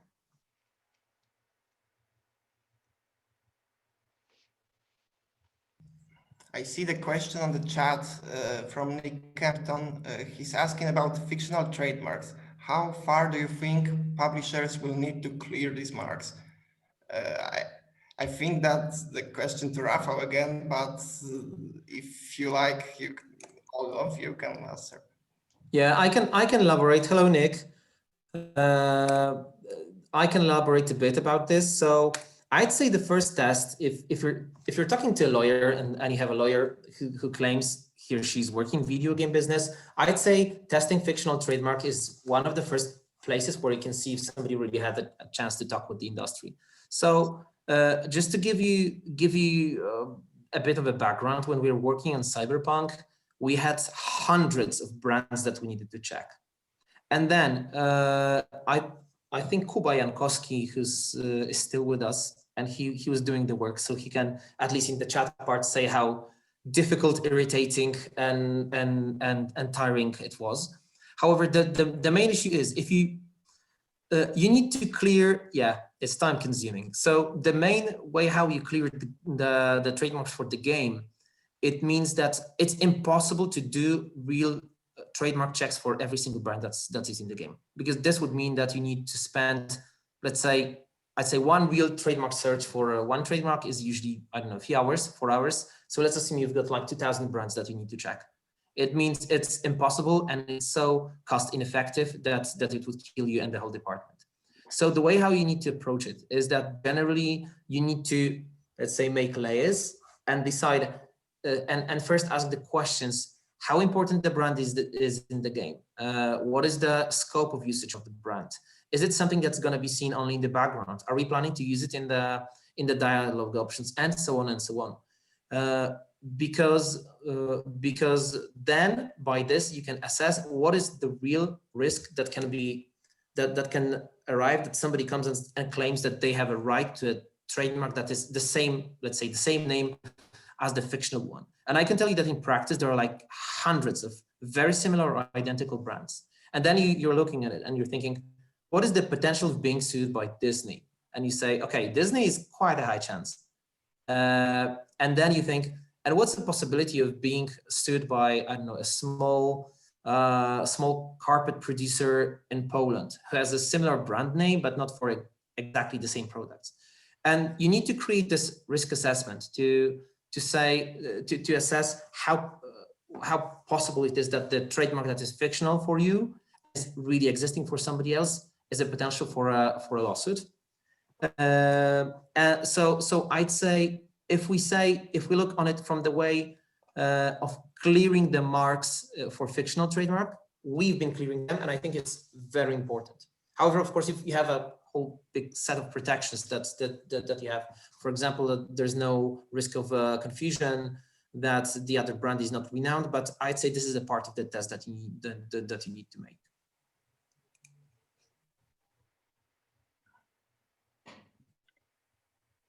I don't see any other. Oh, there's one. Emanuele Fava asks, do you think in the future we can expect publishers to secure music licenses, allowing streamers to stream third-party, meaning non-original soundtrack music too? Anyone? Yeah, I can respond. Sorry for me responding over and over again. So the problem we have with IP right now is that on one side, it doesn't protect you well in many cases, in practice. In other cases, the way how it is interpreted is so crazy. I mean, it helps so much people to push aggressively their agenda that it creates a system of a mess. So on one side, there's a lot of stuff that you cannot do, which seem like basic, like stopping stuff from being, visible somewhere on torrents or anywhere else. On the other hand, somebody can claim that he or she has a copyright in something that's not really creative. I'm not talking about music, but I'm talking about the general trend that you can observe.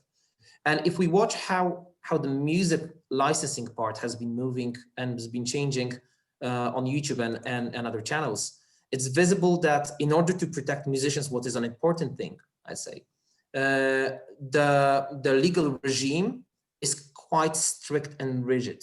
And we have observed situation in some music, for example, somebody who created a cover of a music for The Witcher later on claims IP infringement of their rights for the music when somebody was streaming the original music from The Witcher. And I'd say right now we are somewhere where we need some solutions, because if we would like to have commercial music, I mean, we don't have a problem if music is done in-house, but if you take a license for music usage from the outside, the more kinds of usage you want to use, the more money you need to pay. And the differences are huge. So I would say for a developer, it's impossible to take third-party music and give a right for the streamers to use it in the game, because the cost would be really, really, really huge. So I seriously hope that what we are going to expect is creation of some sort of, let's say, basic licensing scheme for streamers, because I think the market, and by market, I don't want to mean, the evil business market, but by a market, I mean a place where people meet and satisfy their needs. By some people by streaming stuff, the others by watching, is just too big, and this needs some sort of a resolution. Personally, I'm for creating a copyright law that is less stringent and that is more open, and that is that where the exceptions are much higher. So maybe this impacts my interpretation here, because I can imagine musicians would say, hey, we need to have something from this. But I would say that currently the situation, like with us, where we need to turn on and off the streaming, is not something that should be.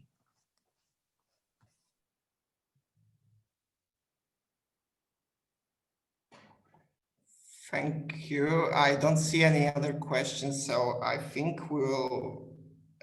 Oh, Guys, do you have time, or we just should stop it at this point?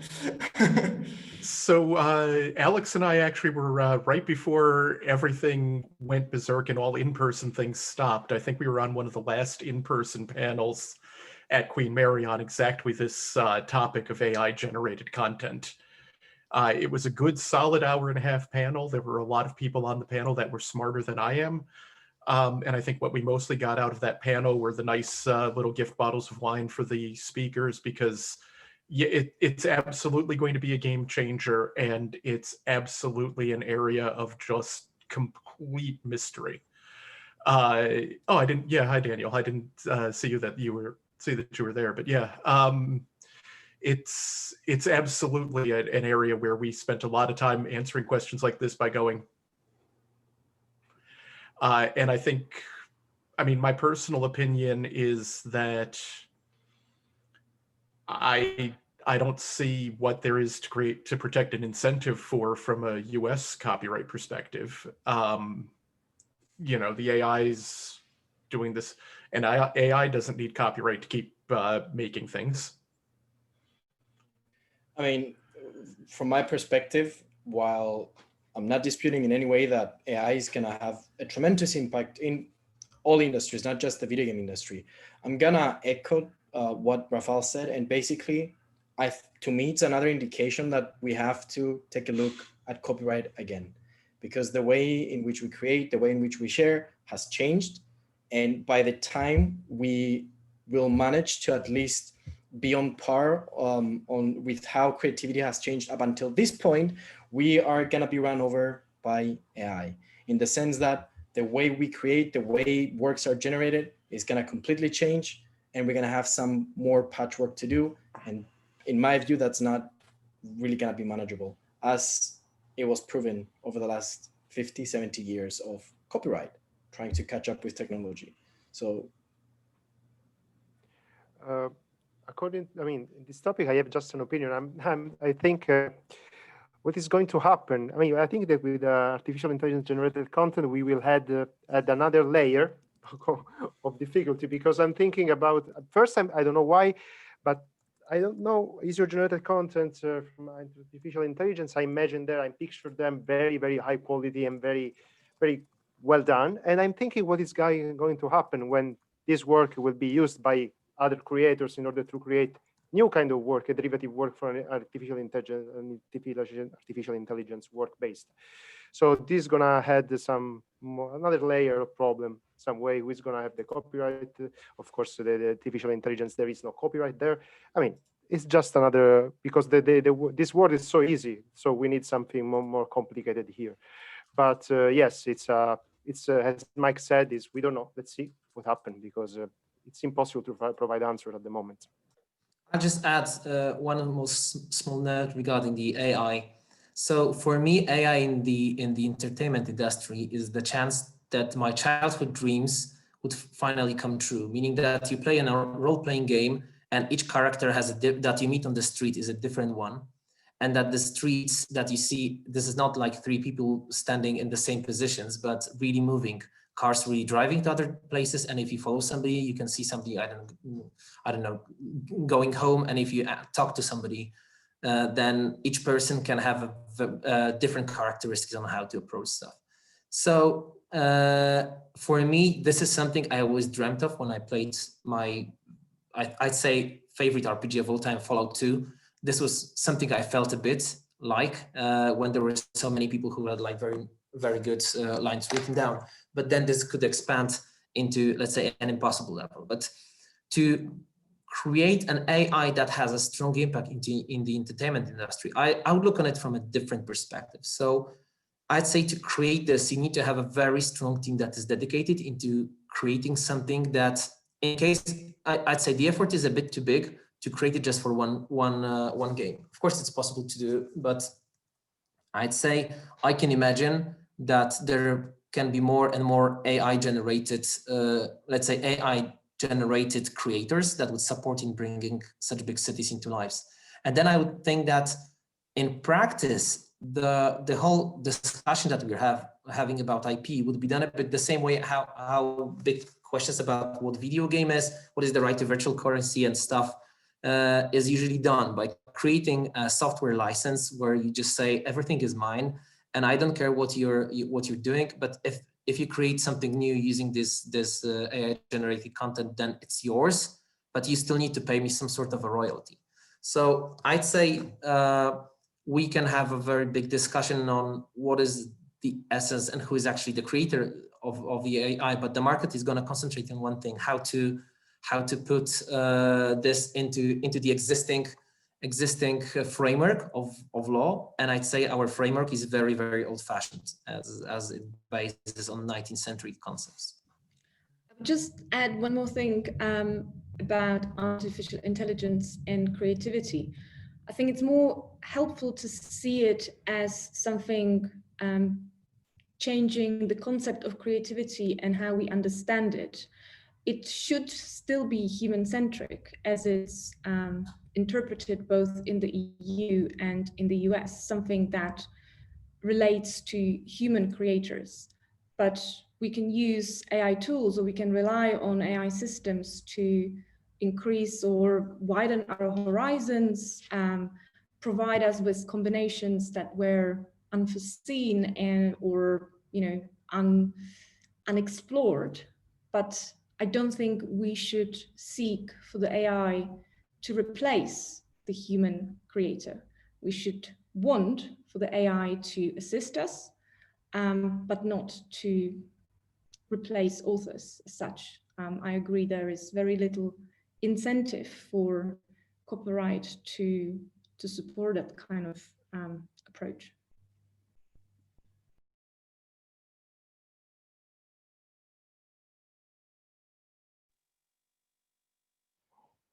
Is there any other question? I don't see any. I believe, let's say we have time for one last question, so I'll give you just a moment to ask it, and if there's no, I think we're gonna end our discussion.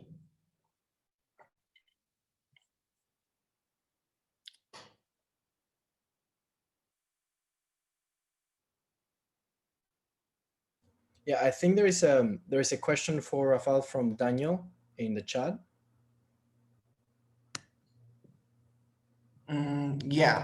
So there's a question from Daniel Harvey. He asks about the monetization of Cyberpunk. He says, I understand that CD PROJEKT RED plans on monetization from DLC, but will they consider new routes of monetization, such as in-game advertisements, as in NBA 2K21, but a more sophisticated version, a battle pass sort of system, or based solely on purchasable cosmetic skins, as in the Marvel Avengers game?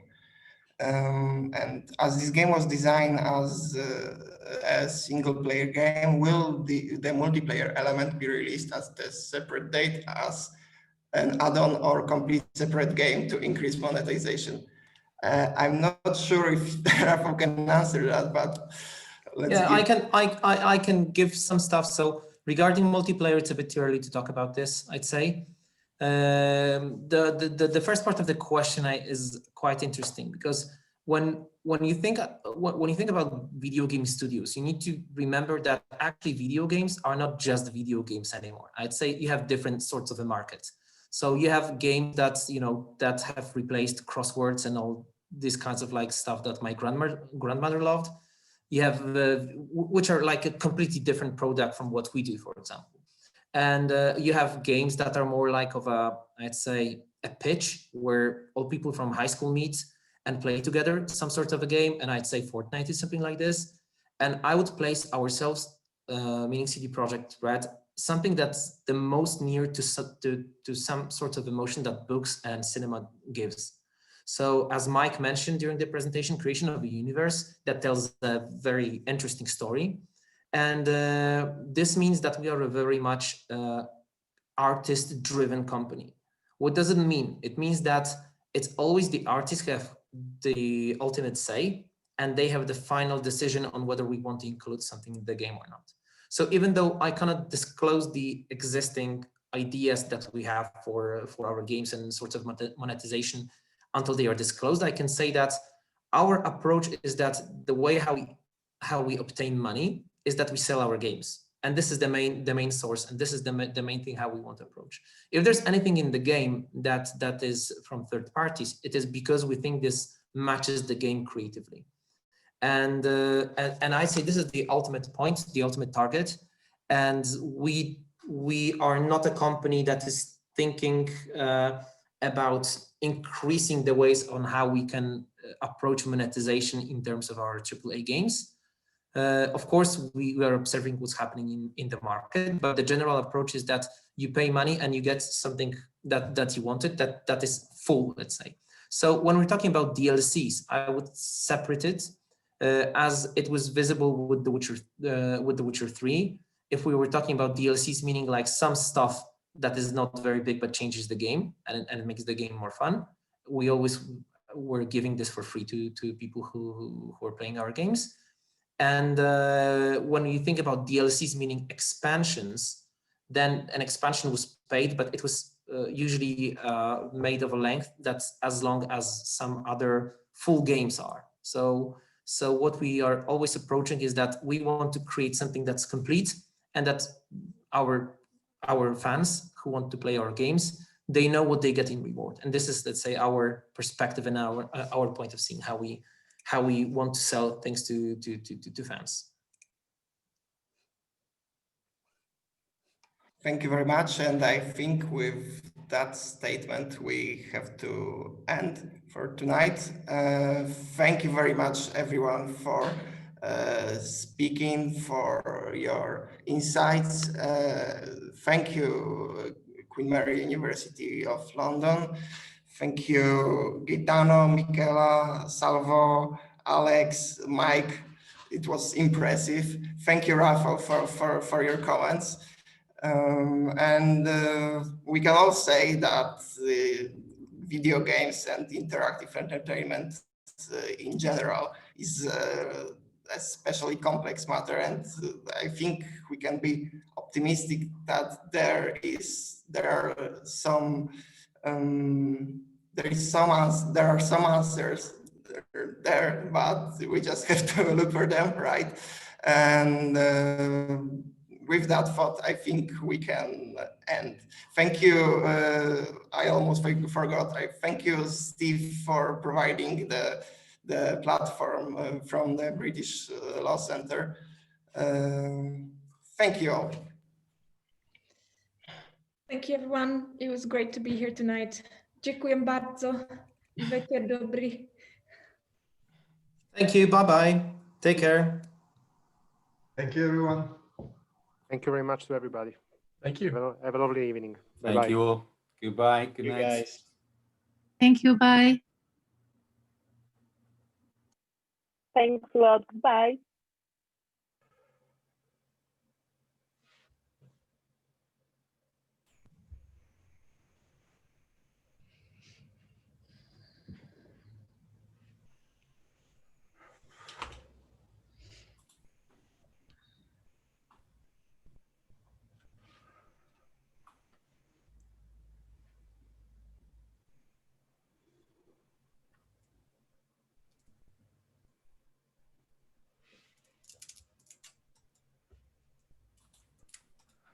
I feel like at the end of a party and saying, well, actually, I'm off to Yes. bed, but you're very welcome to stay around and help yourself to whatever is in the fridge while I'm gone. Waiting for everyone to leave so you can start cleaning up.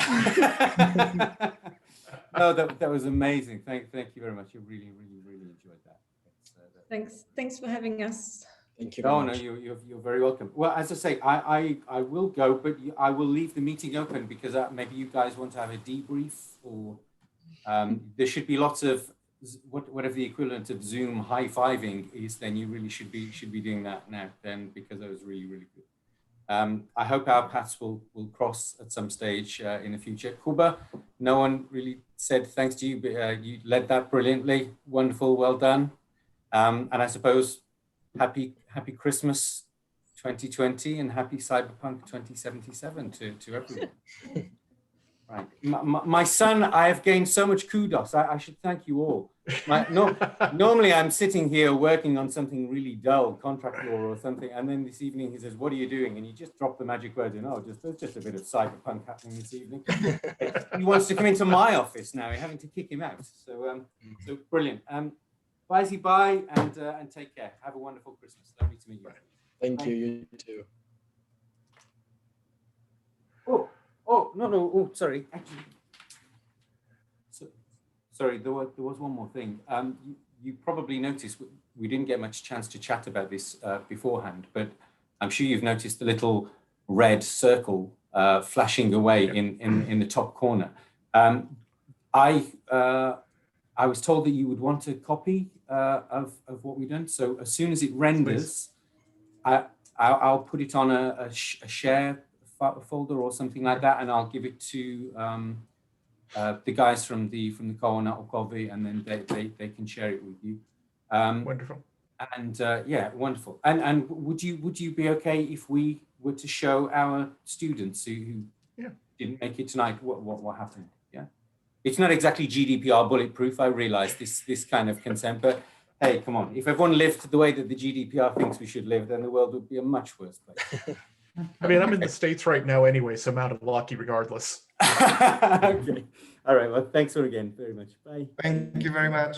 Bye. So everyone, thank you very much once again, and it's been great, and I think we will have a chance to meet again, and this time in real. Thanks, Jakub, for organizing it and inviting it. Thank you very much. See you all later. So are we staying longer or are we going? Is everybody? What time is it? 9 o'clock. Okay. It's 10 o'clock, and I think have to go home. I think it's 11 for Alex. Yeah. Oh, right. Yeah. I think there is a freezing mist I have to cycle through, I think, waiting for me out there. But yeah, it was great event, and thank you guys for the amazing presentation. It's really impressive. Well, thank you. I'm surprised you managed to put it all in 1 hour and 15 minutes. There's just so many more things that haven't really been, kind of touched in detail. There's still like, oh, this question, that question. So yeah, we've got like a year of material here. So hopefully there's going to be, part 2 and 3. Yeah. Yes, but first we're taking a week off and we're playing the game. Yeah, then that's my plan exactly. Yeah, I have already planned the week off next week, actually. So yeah, that's gonna be a lot of Cyberpunk. Perfect. Thanks again. See you all later. Thank you, guys. Thanks. Good night, everyone. Night.